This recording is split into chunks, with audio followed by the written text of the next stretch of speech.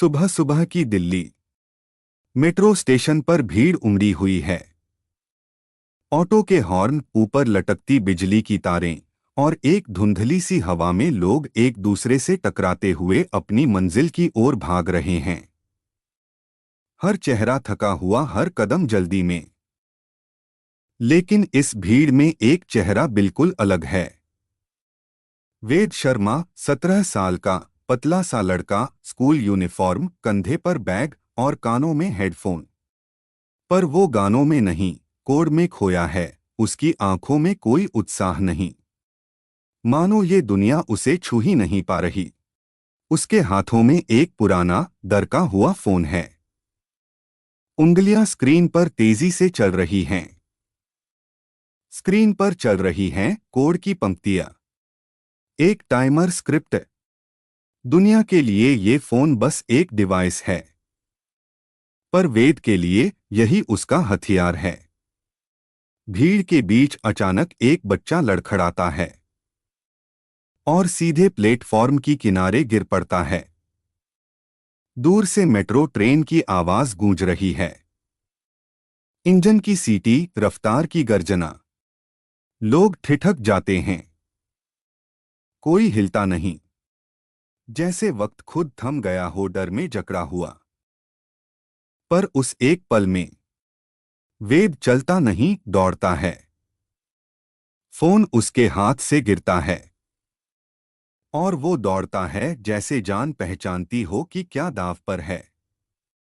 कोई सोच नहीं, कोई तर्क नहीं, बस एक फैसला, एक आखिरी कदम। और वेद बच्चे को जोर से पीछे धकेलता है। सीटी चीखती है। लोहे की रफ्तार पास से गुजरती है।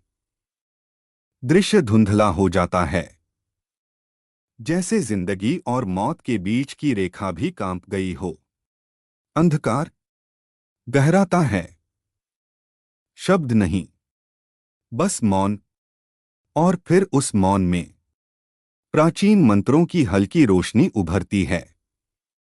संस्कृत के अक्षर, जैसे किसी भूले हुए युग की गवाही दे रहे हों। वेद अब कहीं और है। ना जमीन है, ना आकाश। वो शून्य में तैर रहा है, जहां समय और स्थान अपनी पहचान खो चुके हैं। चारों ओर बिखरे हैं मंत्रों के कण और उसकी देह धीरे धीरे चमकने लगती है, मानो कोई शक्ति उसे पहचान रही हो या शायद जगा रही हो। तभी धुंध के बीच एक आकृति उभरती है। काले चोगे में लिपटा, बिना चेहरा दिखाए, पर उसकी आंखें जल रही हैं अग्नि की तरह। काल, वो जिसे समय नहीं छूता और मृत्यु जिससे डरती है, वो अब वेद के सामने है। उसका चेहरा भावहीन है, जैसे उसने युगों से कुछ महसूस नहीं किया। और फिर एक फुसफुसाहट, तेरा कर्म अधूरा है। युक्ताधिकारी शब्द कम हैं, पर भार अनंत है। वेद के लिए यह कोई सपना नहीं, यह एक स्मरण है किसी भूले हुए कर्तव्य का। धीरे धीरे उसकी आंखें खुलती हैं और वह खुद को पाता है एक अजनबी जंगल में।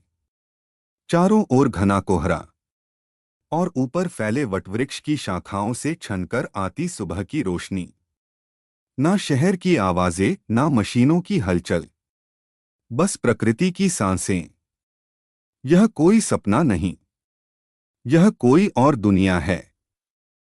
उसका यूनिफॉर्म फटा हुआ है, धूल और खून से लथपथ, लेकिन उसका ध्यान कहीं और है, अपनी छाती पर, जहां एक दिव्य शंख भीतर धंसा हुआ चमक रहा है। न धड़कन जैसी, न मशीन जैसी। ये कोई वरदान है, या शायद एक भार। ऊपर पवित्र पक्षी उड़ते हैं, मानो वेद के आगमन की पुष्टि कर रहे हों। दूर धुंध के पार टूटे फूटे प्राचीन खंडहर दिखाई देते हैं। शिलाओं पर खुदे संस्कृत के अक्षर, जैसे ये धरती भी उसकी प्रतीक्षा कर रही हो। वेद शर्मा मरा नहीं था। वो किसी दूसरे लोक में जन्मा है, एक ऐसे उद्देश्य के लिए जो उसके जीवन से भी बड़ा है। वेद अब अकेला है, बेलों से ढके पेड़ों के बीच से गुजरता हुआ, जमीन से निकलती विशाल जड़ें, हवा में गूंजते अजीब कीड़े मकोड़ों की आवाजें, हर शाखा, हर पत्ता मानो उसे देख रहा हो। यह जंगल सिर्फ जीवित नहीं है, यह जागरूक है। लेकिन वेद अकेला नहीं है। घने वृक्षों के पीछे से एक निगाह उसका पीछा कर रही है, आधा चेहरा छिपा हुआ और आंखों में कोई अनजाना इरादा। वो कोई जानवर नहीं, यह कुछ और है। वेद रुकता है, उसकी आंखें धीरे धीरे संकुचित होती हैं। वो कुछ महसूस करता है, कुछ अस्वाभाविक, कुछ गलत। यह डर नहीं, यह चेतावनी है। इस जंगल में खतरा सिर्फ बाहर नहीं है, यह उसके भीतर भी कुछ बदल रहा है। अगर आपको ये वीडियो पसंद आया हो तो इसे लाइक जरूर करें, चैनल को सब्सक्राइब करें और इस कहानी को अपने दोस्तों के साथ शेयर करें। और अगर आप अगला अध्याय यानी चैप्टर 2 देखना चाहते हैं तो कमेंट में लिखें चैप्टर 2 फीट। आपके कमेंट और सपोर्ट हमें इस सीरीज को आगे बढ़ाने की ताकत देते हैं।